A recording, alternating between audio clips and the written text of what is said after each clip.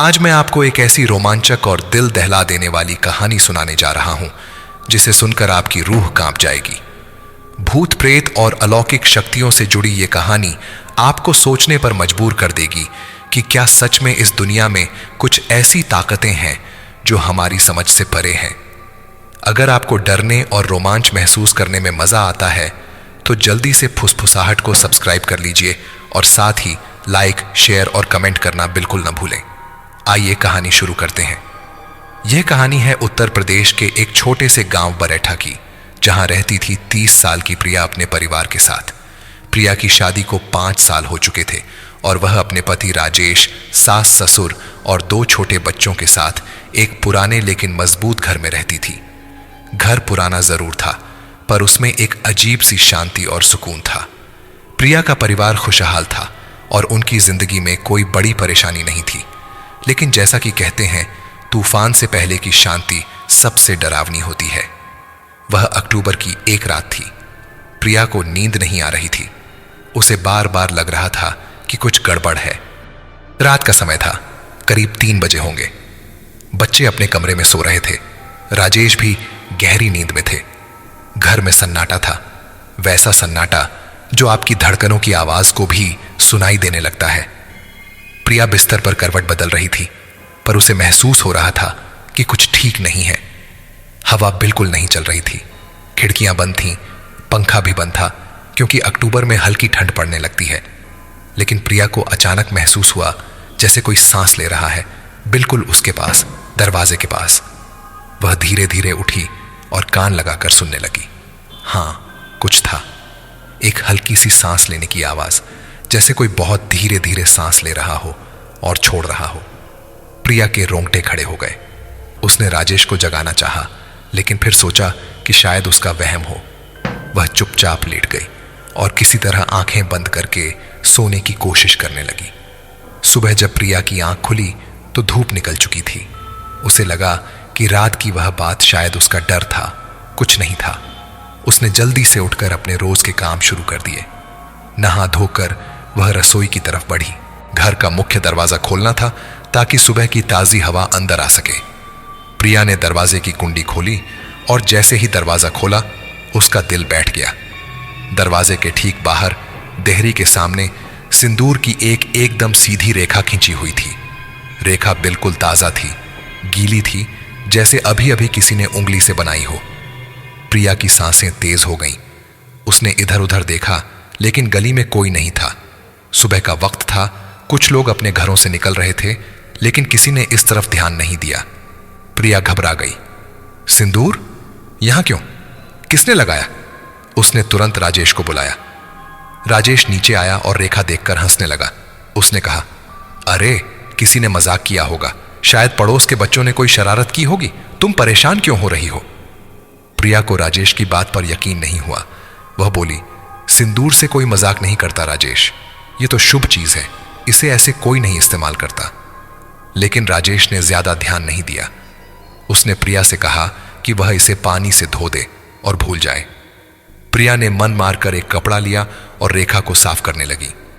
सिंदूर पानी में घुल गया और साफ हो गया, लेकिन प्रिया के मन में एक डर बैठ गया था। पूरे दिन प्रिया परेशान रही। वह बार बार दरवाजे की तरफ देखती, जैसे उसे लग रहा हो कि कुछ होने वाला है। उसकी सास ने उससे पूछा कि क्या हुआ है, तो उसने सुबह की बात बताई। सास ने भी कहा कि यह कोई शरारत होगी, लेकिन प्रिया के मन को चैन नहीं मिला। शाम ढलने लगी और घर में सब अपने अपने कामों में लग गए।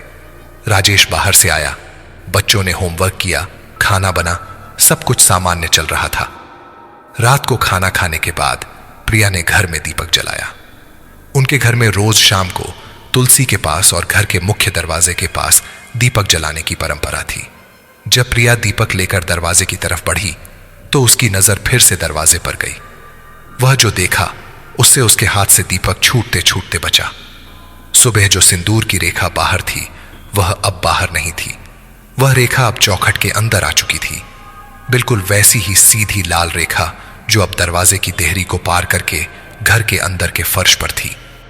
प्रिया की चीख निकल गई। ये किसने किया? ये किसने किया? घर में सब दौड़े आए। राजेश, सास, ससुर, बच्चे सब दरवाजे पर इकट्ठा हो गए। सबने रेखा देखी। राजेश का चेहरा भी अब गंभीर हो गया था। उसने पूछा, किसी ने यह देखा? किसी ने कुछ सुना? लेकिन घर में 4 लोग थे, बड़े प्रिया, राजेश, सास और ससुर। किसी ने कुछ नहीं देखा था, किसी ने कुछ नहीं किया था। बच्चे तो पढ़ाई कर रहे थे अपने कमरे में। लेकिन एक बात साफ थी, सिंदूर अब उनके घर के अंदर था, और इस बार रेखा सुबह की रेखा से कुछ लंबी थी, जैसे किसी ने इसे आगे बढ़ाया हो। प्रिया के हाथ पैर कांपने लगे। उसे याद आई रात की वह सांस लेने की आवाज। क्या वह कोई इंसान नहीं, कुछ और था? उसने राजेश से कहा कि वह गांव के पंडित जी को बुलाए, लेकिन राजेश ने कहा कि सुबह बुलाएंगे। अभी रात हो चुकी थी और पंडित जी के घर जाना ठीक नहीं था। उस रात किसी को नींद नहीं आई। घर में सन्नाटा था, लेकिन एक भारी सन्नाटा जिसमें डर घुला हुआ था। प्रिया बार बार उठकर दरवाजे की तरफ देखती, लेकिन रेखा वैसी की वैसी थी। सुबह होने का इंतजार सबको था, जैसे सुबह की रोशनी इस डर को दूर कर देगी। सुबह हुई तो प्रिया सबसे पहले उठी। उसने दरवाजे की तरफ देखा और राहत की सांस ली। रेखा वहीं थी, वैसी की वैसी। कम से कम रात में कुछ नहीं हुआ था। उसने जल्दी से नहा धोकर पूजा की और फिर राजेश को जगाया। राजेश तुरंत गांव के पंडित जी के घर गया।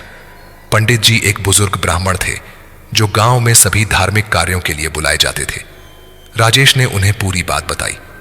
पंडित जी का चेहरा गंभीर हो गया। उन्होंने कहा, मैं आता हूं, पर पहले मुझे कुछ सामान लाने दो।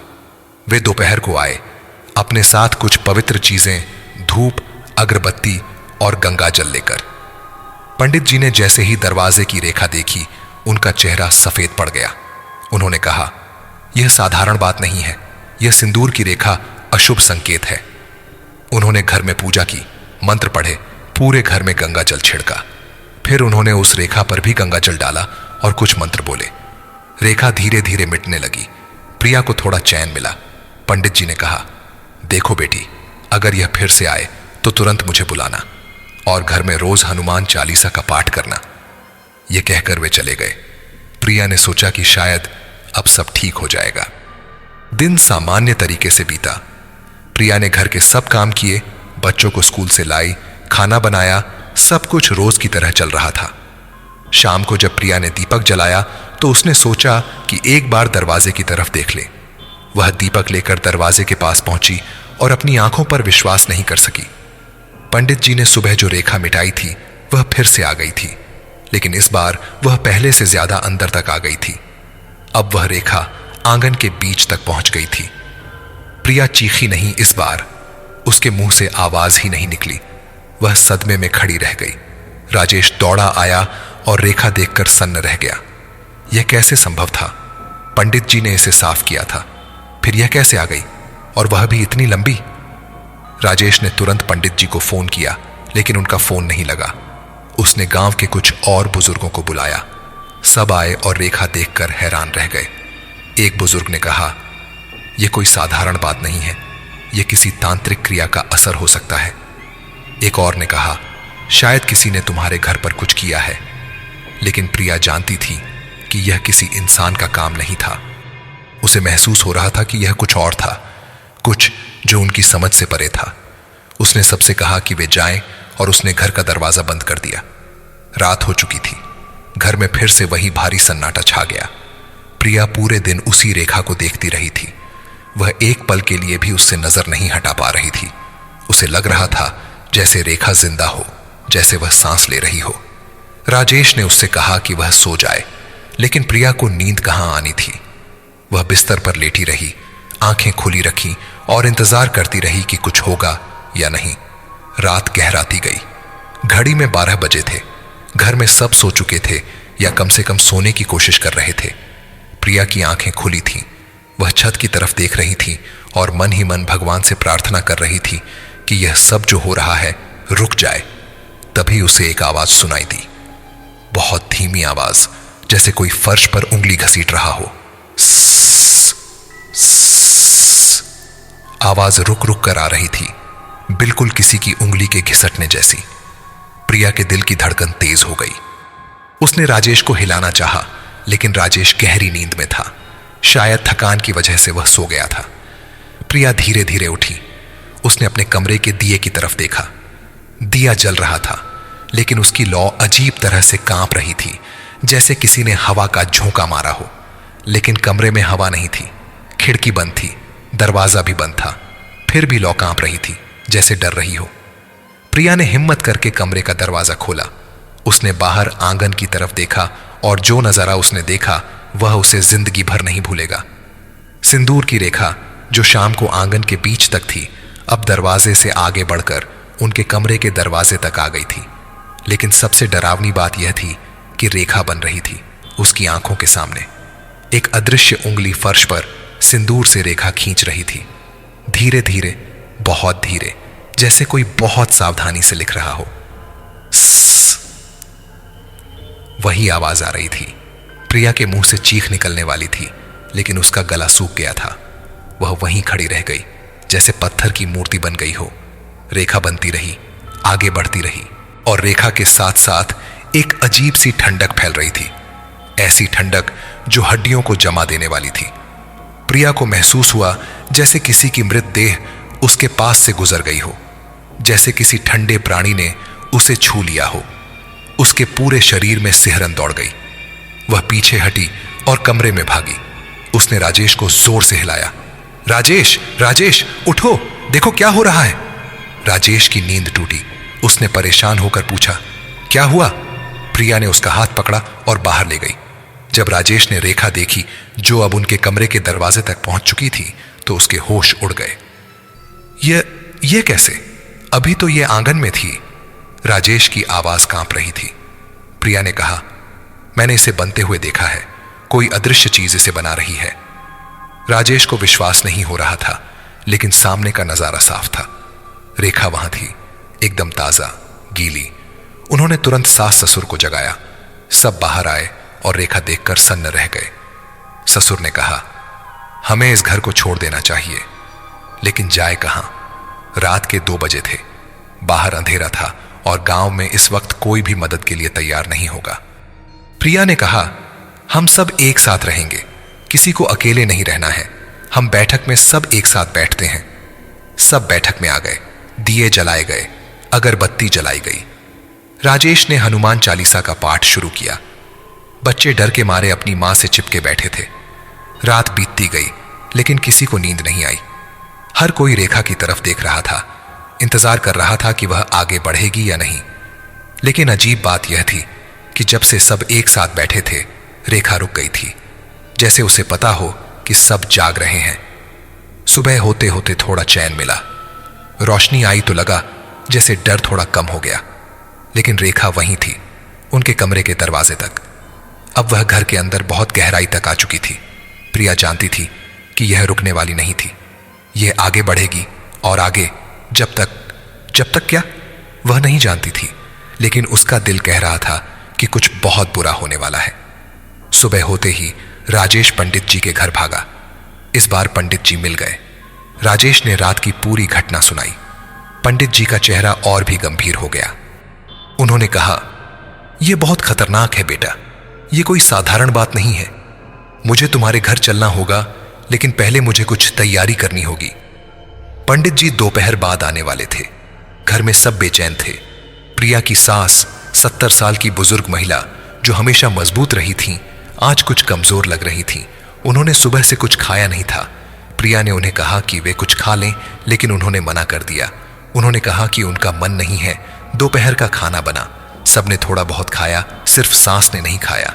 वे अपने कमरे में चली गईं और लेट गईं। प्रिया ने सोचा कि शायद उन्हें आराम की जरूरत है। उसने उन्हें सोने दिया। शाम हो गई। पंडित जी अभी तक नहीं आए थे। प्रिया बेचैन हो रही थी। उसने सास को चाय देने के लिए उनके कमरे में जाने की सोची।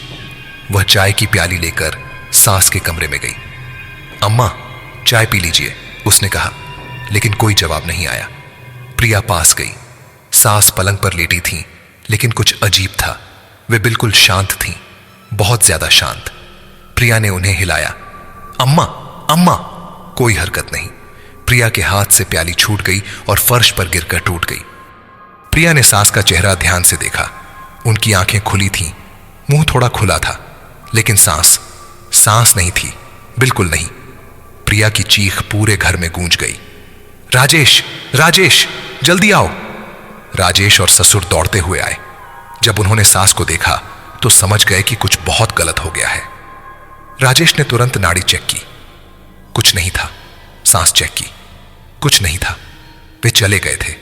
ससुर रोने लगे। राजेश ने तुरंत डॉक्टर को फोन किया। गांव का डॉक्टर आधे घंटे में आया।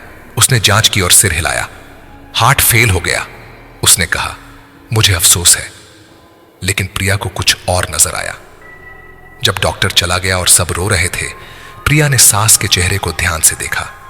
उनके होठों पर एक हल्का सा लाल निशान था, बहुत हल्का, जैसे किसी ने बहुत धीरे से कुछ लगाया हो। प्रिया ने अपनी उंगली से उस निशान को छुआ और उंगली देखी। लाल पाउडर लगा था, सिंदूर। प्रिया के पूरे शरीर में करंट दौड़ गया। उसकी नजर फर्श पर गई।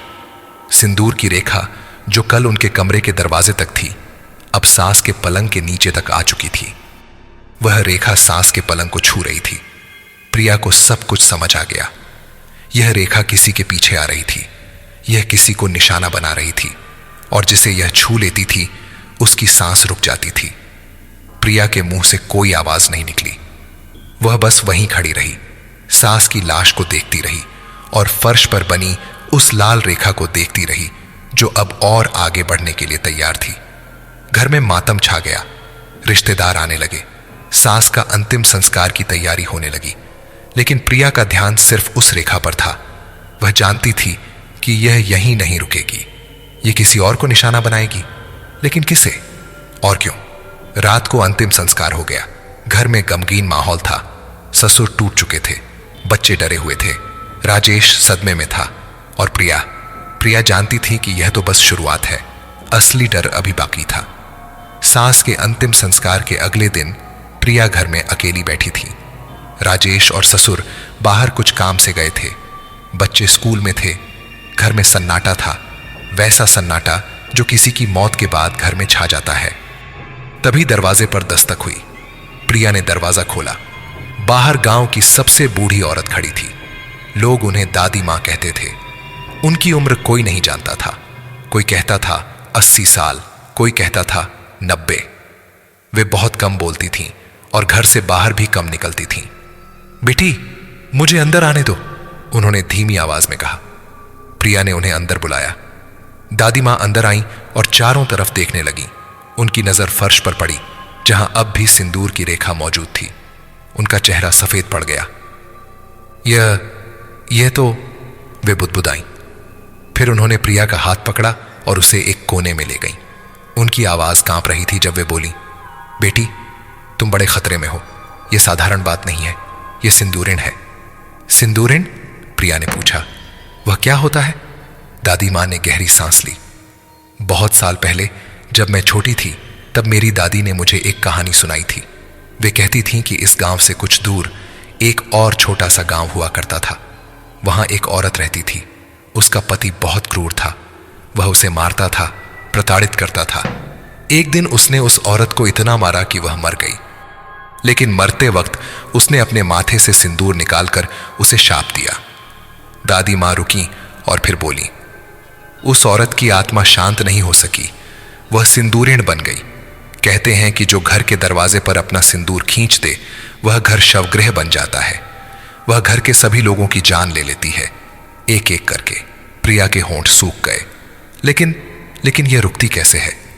दादी मां की आंखों में आंसू आ गए। बेटी, यह तब रुकती है जब घर में कोई सांस बाकी न बचे। यह तब तक नहीं रुकती जब तक घर के सभी लोगों को अपने साथ नहीं ले जाती। प्रिया के पैरों तले जमीन खिसक गई।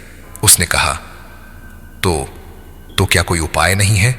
कोई तरीका नहीं है इसे रोकने का? दादी मां ने सिर हिलाया। पुराने लोग कहते थे कि सिंदूरिन से बचने का एक ही तरीका है, घर छोड़कर भाग जाना। लेकिन अगर तुम भागे भी तो वह तुम्हारा पीछा करेगी। वह तब तक नहीं रुकेगी जब तक अपना काम पूरा न कर ले। उसी पल अंदर से एक जोर की आवाज आई, गिरने की आवाज, किसी के गिरने की आवाज। प्रिया और दादी मां दौड़कर अंदर गईं। बैठक में ससुर फर्श पर गिरे पड़े थे। प्रिया की चीख निकल गई, बाबूजी, बाबूजी। वह उनके पास दौड़ी। लेकिन जब उसने उनका चेहरा देखा तो समझ गई कि बहुत देर हो चुकी थी। उनकी आंखें खुली थीं। छाती स्थिर थी। वे भी चले गए थे। दादी मां ने धीरे से कहा, मैं जाती हूं बेटी, भगवान तुम्हारी रक्षा करे। और वे चली गईं। प्रिया वहीं बैठ गई, ससुर की लाश के पास। उसने देखा सिंदूर की रेखा अब वहां तक आ चुकी थी जहां ससुर गिरे थे। रेखा उनके शरीर को छू रही थी और उनके होठों पर भी वही हल्का लाल निशान था। सिंदूर। 2 दिन में 2 मौतें, और प्रिया जानती थी कि यह नहीं रुकेगा। घर में अब 3 लोग बचे थे, वह राजेश और उनके 2 बच्चे। सिंदूरन अपना काम पूरा करने के लिए आगे बढ़ रही थी। ससुर की मौत के बाद राजेश टूट चुका था। 2 दिन में मां और पिता दोनों को खो देना किसी के लिए भी आसान नहीं था। प्रिया ने उसे दादी मां की बताई कहानी सुनाई। पहले तो राजेश को विश्वास नहीं हुआ, लेकिन जब प्रिया ने उसे दोनों लाशों के होठों पर लगा सिंदूर दिखाया और फर्श पर बनी रेखा दिखाई जो हर बार आगे बढ़ रही थी, तो उसे मानना पड़ा। तो अब हम क्या करें? राजेश ने पूछा। उसकी आवाज में निराशा थी। हमें यहां से जाना होगा, प्रिया ने कहा। बच्चों को लेकर हमें यहां से भागना होगा। उन्होंने तुरंत तैयारी शुरू कर दी। कुछ जरूरी सामान पैक किया, बच्चों को स्कूल से बुलाया। लेकिन जैसे ही वे घर से निकलने को हुए, बच्चों में से छोटा बेटा रोने लगा। उसे तेज बुखार आ गया था। प्रिया ने उसका माथा छुआ, वह जल रहा था। हम इसे डॉक्टर के पास ले चलते हैं, फिर निकल जाएंगे, राजेश ने कहा। वे बच्चे को लेकर गांव के डॉक्टर के पास गए। डॉक्टर ने दवाई दी और कहा कि बच्चा आज रात यहीं अस्पताल में रुके। प्रिया और राजेश मान गए। उन्होंने सोचा कि बच्चा ठीक हो जाए, फिर सुबह निकल जाएंगे। रात को प्रिया और राजेश अस्पताल में बच्चे के पास रुके। बड़ी बेटी घर पर ही थी, पड़ोस की एक चाची के साथ।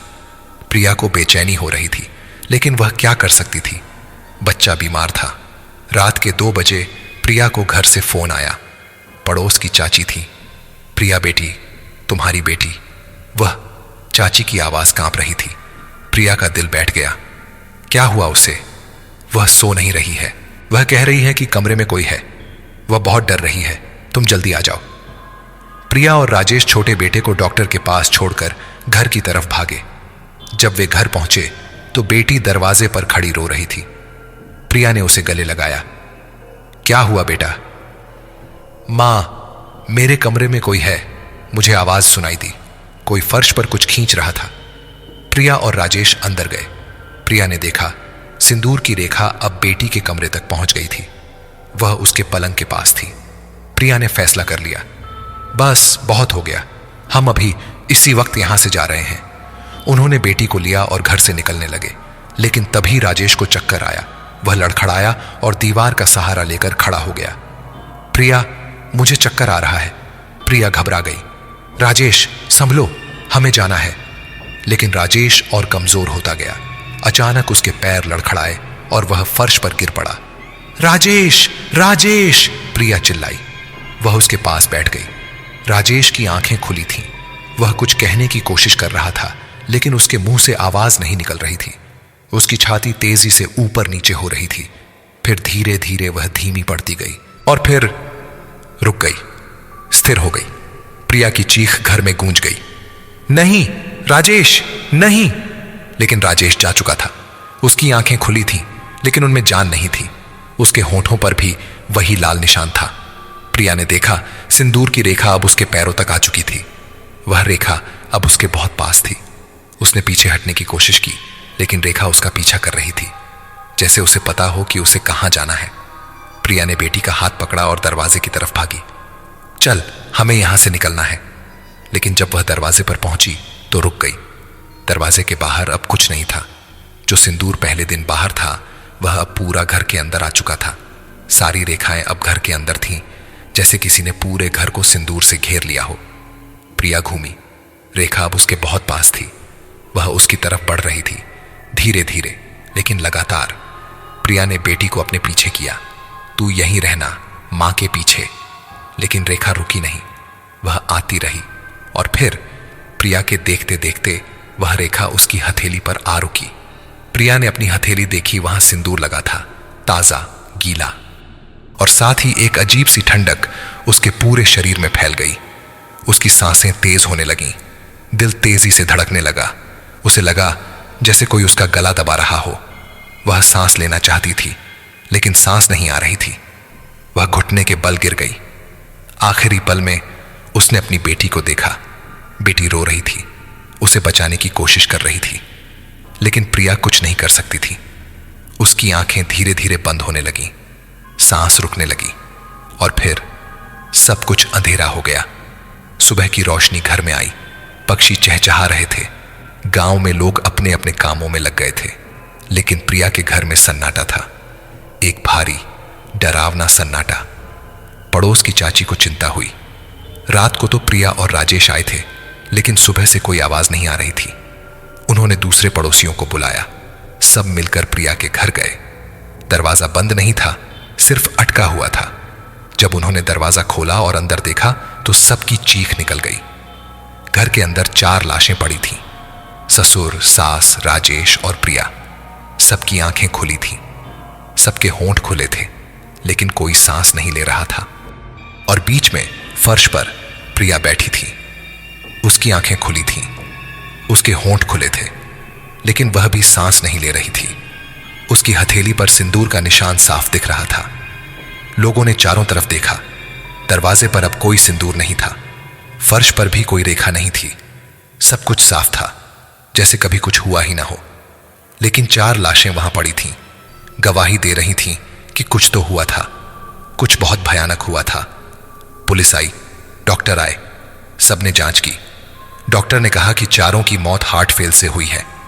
लेकिन इतने लोगों की एक साथ हार्ट फेल होना, यह कैसे संभव है? लोगों ने कहानियां सुनाना शुरू कर दी। किसी ने कहा कि यह काला जादू था, किसी ने कहा कि घर में भूत था, लेकिन गांव के बुजुर्ग लोग जानते थे सच। वे जानते थे कि यह सिंदूरिण थी, वही सिंदूरिण जिसकी कहानी सालों से चली आ रही थी। दादी मां ने जब यह सुना तो उन्होंने बस सिर हिला दिया। उन्होंने कहा, रेखा अपना काम पूरा कर चुकी थी, इसीलिए वह गायब हो गई। जब घर में कोई सांस बाकी नहीं बची तो उसका काम खत्म हो गया। प्रिया की छोटी बेटी जो उस रात अस्पताल में थी, बच गई। वह अकेली बच गई उस परिवार से। लोगों ने उसे किसी रिश्तेदार के पास भेज दिया, लेकिन वह बेटी आज भी रात को चीखती हुई उठती है। उसे वह रात याद आती है, उसे वह लाल रेखा याद आती है, उसे अपनी मां की वह आखिरी झलक याद आती है जब वह फर्श पर गिर रही थी और सांस ले नहीं पा रही थी। उस घर को बंद कर दिया गया। आज भी वह घर वैसे ही खड़ा है, वीरान, सुनसान। कोई उस घर में जाने की हिम्मत नहीं करता। लोग कहते हैं कि रात को उस घर से अजीब आवाजें आती हैं। कोई कहता है कि वहां किसी के रोने की आवाज आती है। कोई कहता है कि वहां फर्श पर कुछ खिसकने की आवाज आती है, स्स, स्स। और कभी कभी अंधेरी रातों में लोगों को उस घर के दरवाजे पर एक लाल रेखा दिखाई देती है, सिंदूर की रेखा, जैसे सिंदूरिण अभी भी वहां है, जैसे वह अभी भी इंतजार कर रही है, किसी नए शिकार का इंतजार। तो दोस्तों, यह थी सिंदूरिण की कहानी। एक ऐसी कहानी जो आपको सोचने पर मजबूर करती है कि क्या सच में इस दुनिया में ऐसी ताकतें होती हैं जो हमारी समझ से परे हैं। अगर आपको यह कहानी पसंद आई हो तो प्लीज लाइक करें, शेयर करें और फुसफुसाहट को सब्सक्राइब करना न भूलें। कमेंट में बताइए कि आपको यह कहानी कैसी लगी और क्या आप ऐसी कहानियों पर विश्वास करते हैं। याद रखिए, कुछ चीजें सच होती हैं, चाहे हम उन पर विश्वास करें या न करें।